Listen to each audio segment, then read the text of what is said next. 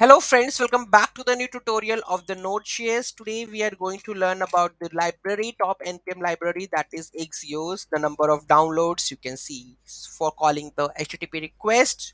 So let's see how we're going to use that. Before those who haven't subscribed my channel yet, please do subscribe my channel, and if you like the video, please do like, share and comment on my video. Let's get started. So here we are going to import the Axios module, then calling the function APIs with the help of the Axios. Let's go and check this one. So here we go with this one. Let's go and add this one. So I'm going to do all of this.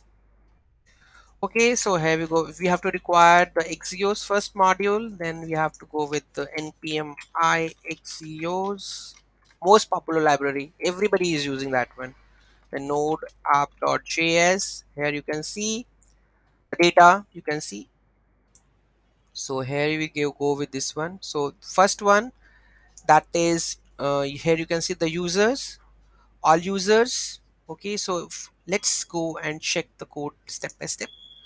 So here we go with this one. So first one, we are using the fetch all user function to fetch and display all users. You want to this is the Axios await Axios.get. Base URL is this one. I'm using the fake REST API, JSON placeholder API. I'm fetching the first all users with the response data. So first it fetching all the users, okay, over here. Okay, all users with the list, you can see all users, right? All users. Next we have the fetch user by id, fetch and display the specific by id. So here we are passing the id, the here you can see the last one. So here you can see the fetch users by id, fetch users first, then id, that is one, then create the user with the name, username and the email, then update user, then delete user. Okay, so here you can see that first we calling the fetch all users, then displayed by the specific user id. This is the base endpoint. Okay, next we have the create a new user. We have a post request, then we have to send the user data. Okay, so this accepts the JSON. So here you can see that the JSON we have sent. Okay, then we have a here we go with create user, then it will return the response. Then we are going to update the user on the behalf of, we require the user id and which record you want to update, then you have to send it over here.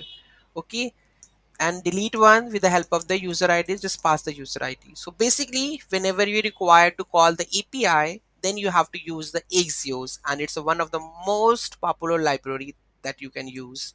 Okay, so any doubt, any query in that, do let me know in the comment section. Thank you so much for watching this video, and don't forget to like, share and comment on my video.